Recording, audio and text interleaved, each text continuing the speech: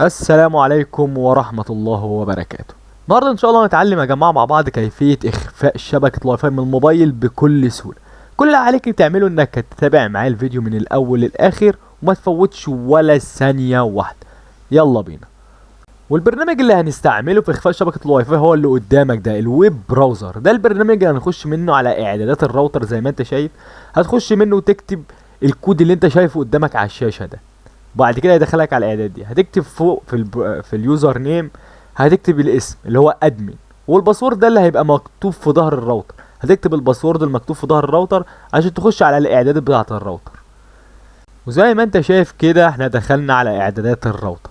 ورقم واحد هتعمله اول ما تخش على اعدادات الراوتر هي انك هتخش على هوم نتورك، الكلمه الثالثه اللي بالانجليزي اللي فوق دي. هنا بقى هيبان لك اذا كان في كمبيوتر متصل بالانترنت او موبايل، اي حاجه متصله بالانترنت بشبكه الواي فاي الخاصه بيك هتبان. ونصيحتي ليك بصراحه انك يعني مثلا اي موبايل او كمبيوتر متصل بالنت اعملهم ديليت كلهم احذفهم، عشان خاطر تبدا كل حاجه على نظافه من اول وجديد زي ما انا موريك في الفيديو كده. تحذف كل حاجه وتبدا كل حاجه من اول وجديد على نظافه كده. وبعد ما حذفنا كل حاجه زي ما انت شايف هتخش على اخر كلمه وهي WDS بريدج، وبعد ما تخش عليها هتلاقي في مربع ومعمول عليه علامه صح. لو عليه علامه صح فهتشيلها، لو مش معمول عليه علامه صح هتطلع وتخش على تالت كلمه وهي ولان سيتنج. بعد ما تخش عليها هتخش على ولان انكريبشن الكلمه الاولى دي. وبعد ما تخش على ولان انكريبشن هتلاقي بقى اول حاجه اسم شبكه الواي فاي.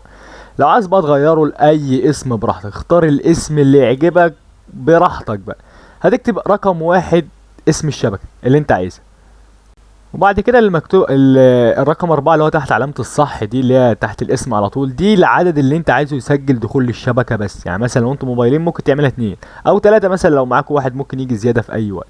فدي تعملها يعني العدد اللي هتعمله هنا هو العدد اللي هيقدر يخش على الشبكة بس. يعني لو انت عملتها 2 فمش هيقدر تليفون تالت يخش على الشبكة.